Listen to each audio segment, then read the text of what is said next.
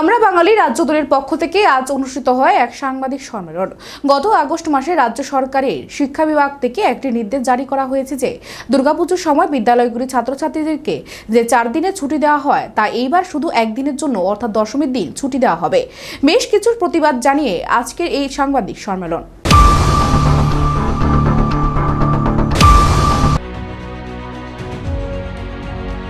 দুর্গাপূজা এখন শুধু বাঙালিদের উৎসব নয়, ত্রিপুরা তথা ভারতবর্ষ সহ বিশ্বের কোটি কোটি বাঙালির জাতীয় উৎসব, যা আন্তর্জাতিক ক্ষেত্রে ওয়ার্ল্ড হেরিটেজের জায়গায় স্থান পেতে চলেছে। তাছাড়া ভারতবর্ষ ধর্মনিরপেক্ষ দেশ। সংবিধান অনুযায়ী এদেশে হিন্দু, মুসলমান, বৌদ্ধ, খ্রিস্টান নির্বিশেষে সব ধর্মাবলম্বী মানুষদের ধর্মচর্চার সমানাধিকার স্বীকৃত।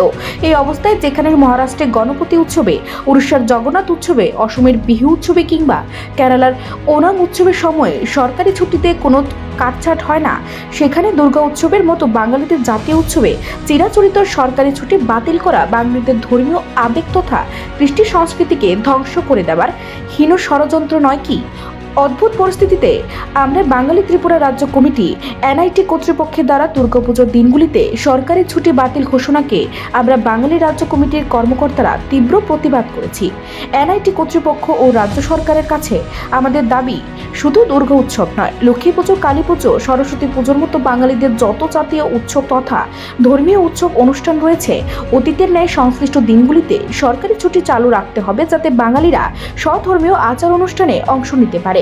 তৎসঙ্গে সাম্প্রতিক সময়ে কতিপয় দুষ্কৃতিকারীদের দ্বারা সাংবাদিক নিগ্রহের ঘটনারও তীব্র প্রতিবাদ জানাই। আমরা বাঙালি রাজ্য দলের কর্মকর্তারা এবং ঘটনায় যুক্ত অপরাধীদের উপযুক্ত শাস্তির দাবি করছে।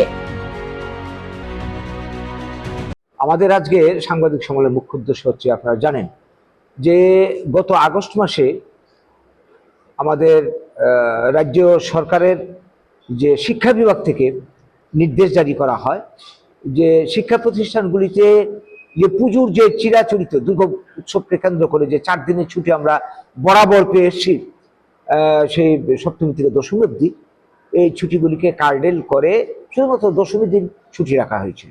আর অন্যান্য দিন তারা অন্যান্য প্রোগ্রাম সেট করেছে। এই নিয়ে তুমুল প্রতিক্রিয়া হয়, আমরাও প্রতিক্রিয়া জানিয়েছি। যাই হোক, শেষ পর্যন্ত সরকার এই সিদ্ধান্ত প্রত্যাহার করে। এই নিয়ে আমাদের এখন কোনো বক্তব্য নেই। আমরা লক্ষ্য করলাম আশ্চর্যের সঙ্গে এই আবহাওয়ার মধ্যে গতকালকে এনআইটি আগরতলা কর্তৃপক্ষ ঘোষণা করেছে কি, যে দুর্গাপূজার যে 4 দিনের ছুটি, এই 4 দিনের ছুটি বাতিল করে একদিন মাত্র দশমীর দিনকে দশেরা হিসেবে এরা ঘোষণা দিয়েছে, যেটা উত্তর ভারতে বাংলার অঞ্চলের বাইরে যেটা হয় ছুটি ঘোষণা, আর অন্যান্য দিন কোনো ছুটি থাকছে না। আমরা এই সিদ্ধান্তের তীব্র বিরোধিতা করছি, প্রতিবাদ করছি।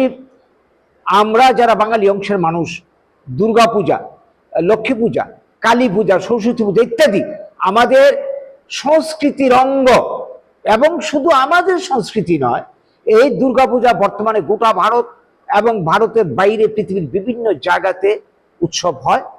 এবং এই উৎসবের ব্যাপকতা, এই উৎসবের গুরুত্ব চিন্তা করে এটা এখন ওয়ার্ল্ড হেরিটেজের তালিকায় অন্তর্ভুক্তির জন্য, মানে কি বলবো, আন্তর্জাতিক স্তরে ভাবনা চিন্তা চলছে।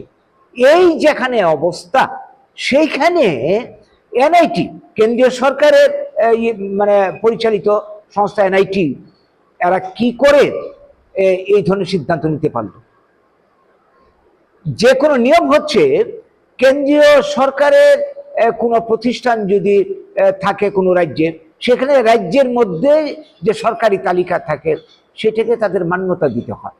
তার চেয়ে বড় কথা হচ্ছে, বাঙালিদের এত বড় একটা উৎসবের দিনগুলিকে তারা ছুটি বাতিল করে এই ধরনের নির্দেশ জারি করলো যে ছাত্রছাত্রীদের কলেজে যেতে হবে, শিক্ষার্থীদের এই মানে প্রফেসরদের কলেজে যেতে হবে, এইটা তারা দিতে পারে না। আমরা জানি ধর্মীয় স্বাধীনতা ভারতবর্ষের মানুষের মৌলিক অধিকার, যে যার ধর্মের চর্চা করতে পারে। ভারতবর্ষ ধর্ম নিরপেক্ষ দেশ, এক ধর্মমতের মানুষ আর ধর্মমতের মানুষের উপর হস্তক্ষেপ করতে পারে না। ভারতবর্ষে বাঙালি ছাড়াও যে অন্যান্য ধর্মমতের মানুষ যারা ইসলাম, তারা ঈদ করতে পারে, মহরম করতে পারে। যারা অন্যান্য ধর্মীয় সম্প্রদায়ের মানুষ, তাদের ধর্ম চর্চা করতে পারে। বিভিন্ন রাজ্যে এই ছুটি ঘোষণা আছে। আমাদের উপর কেন এই আঘাতটা, বাঙালিদের উপর কেন এই আঘাতটা? আমরা কোনোভাবে এটা মানছি না। আমরা ভাবছি এর পেছনে একটা ষড়যন্ত্র রয়েছে। আমরা তীব্র প্রতিবাদ করছি এবং দাবি করছি কর্তৃপক্ষের কাছে, কেন্দ্রীয় সরকার, এনআইটি কর্তৃপক্ষ এবং রাজ্য সরকারের কাছে, আগের মতোই ছুটি বহাল রাখতে হবে। সেই সঙ্গে শুধু দুর্গাপুজোই না, পরবর্তী যত সমস্ত পূজা পার্বণ থাকবে সবগুলিতে ছুটি বহাল রাখতে হবে। এই নিয়ে যাতে আর কোনো দ্বিতীয়বার আমাদের বক্তব্য বা প্রতিবাদ তুলে ধরতে না হয়।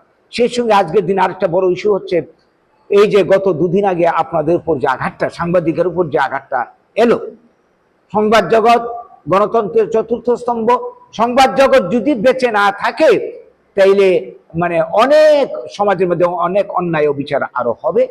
এই জিনিসটা আপনারা কিন্তু সাংবাদিক ভাইয়েরা, বন্ধুরা, আপনারা কিন্তু গণতন্ত্রকে বাঁচিয়ে রেখেছেন। কাজে আপনাদের উপর আঘাতকে আমরা কোনো মতে মানছি না, মানতে পারছি না।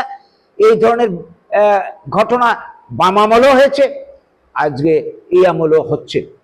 যারা দোষী তাদের কি বলবো, গ্রেপ্তার করে উপযুক্ত শাস্তি দেওয়া হোক এবং এই ধরনের ঘটনা যাতে আর পুনরাবৃত্তি না ঘটে আমরা দাবি করছি সরকারের কাছে। যদি তা না হয়, আপনারা বর্তমানে যে আন্দোলন আছেন এই আন্দোলনের প্রতি আমাদের সমর্থন রয়েছে। আগামী দিনেও যদি কোনো আন্দোলন করেন আমরা আপনাদের পাশে আছি, আমরা থাকবো। এই বার্তাটুকু আজকের সাংবাদিক সম্মেলনের মাধ্যমে আমরা দিতে চাইছি। এর জন্য আমাদের আজকের এই সাংবাদিক সম্মেলন। নমস্কার। নিজস্ব প্রতিনিধি রিপোর্ট, এশিয়ান টাইমস।